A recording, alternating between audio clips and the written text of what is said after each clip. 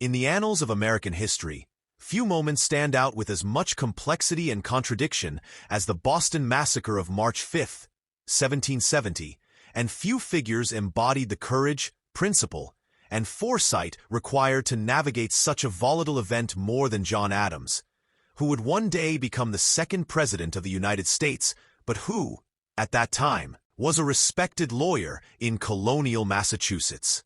The story of Adams's role in defending the British soldiers accused of murder after the Boston Massacre is not merely about law or politics. It is about the foundations of liberty, the rule of law, and the moral courage required to uphold justice even when doing so risked one's reputation, safety, and future. To understand this story, we must first set the stage. Boston in the late 1760s was a city simmering with unrest. British troops had been stationed in Massachusetts to enforce unpopular laws and taxes imposed by Parliament, including the hated Townshend Acts. The presence of redcoats in the streets was a constant reminder of British authority and colonial subjugation.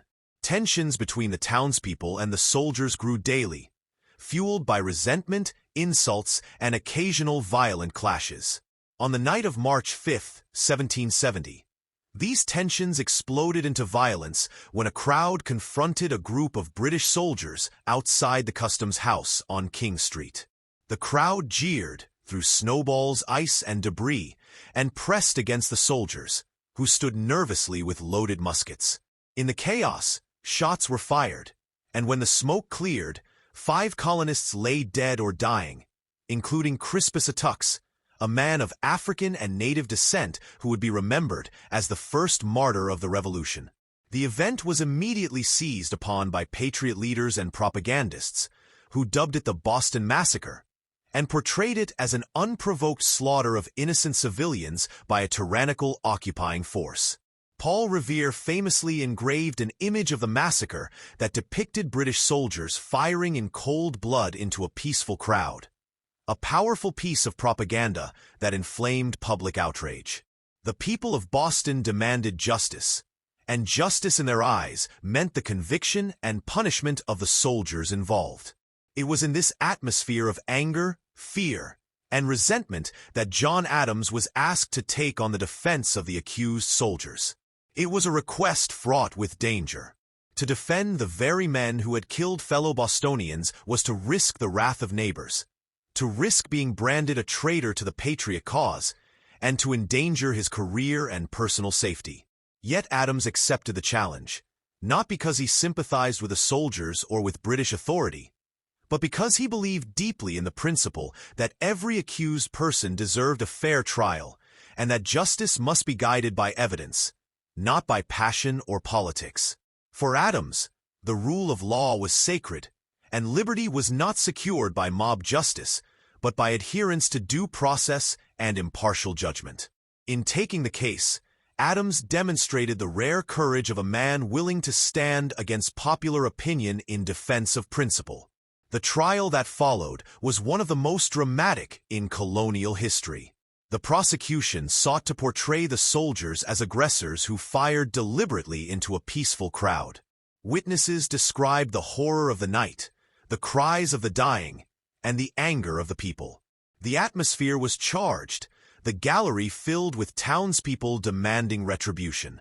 Adams, however, methodically built a case that challenged the narrative of massacre.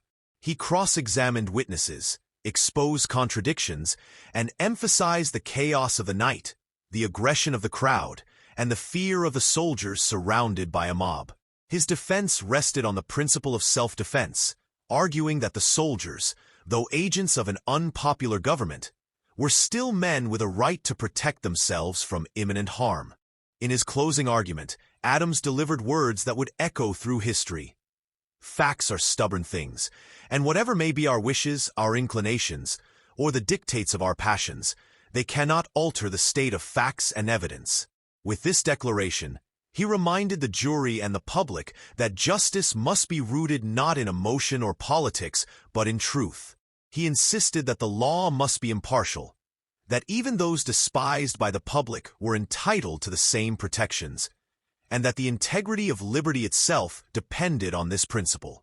The jury, swayed by Adams's reasoning and the evidence he presented, acquitted 6 of the 8 soldiers entirely, while 2 were convicted of the lesser charge of manslaughter and branded on the thumb as punishment.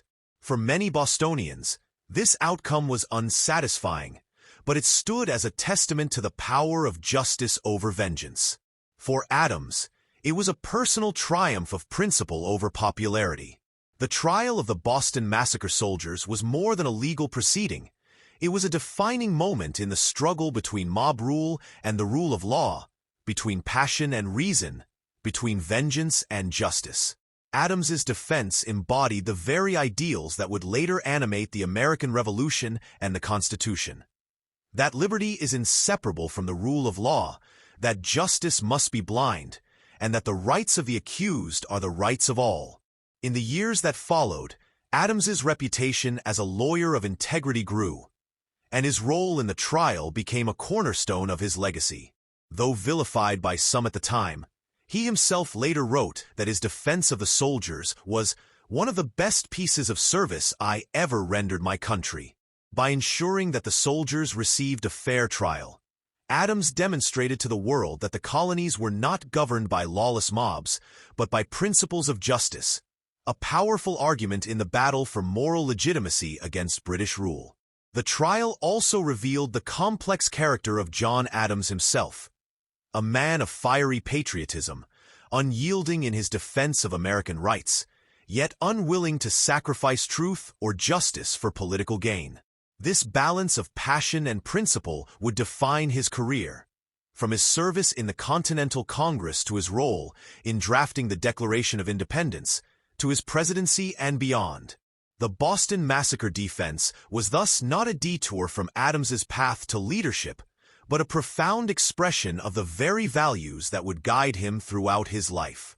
Today, when we reflect on the Boston Massacre and the defense that followed, we see not just an episode of colonial history, but a timeless lesson about the meaning of liberty.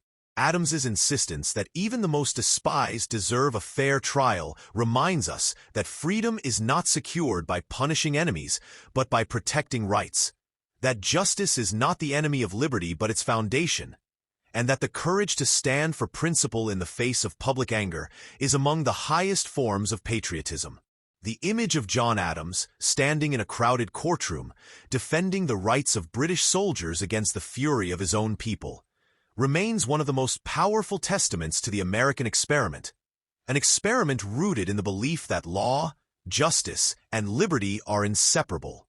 In the end, the story of John Adams and the Boston Massacre defense is a story not only of a lawyer in a courtroom, but of a nation struggling to define itself, to choose between passion and principle, and to build a system where liberty could flourish.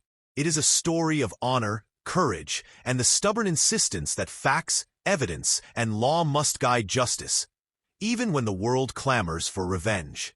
It is a story that still resonates today, reminding us that the defense of liberty often requires standing alone, that the rule of law is fragile but essential, and that true patriotism is not found in anger or vengeance, but in the courage to uphold justice for all.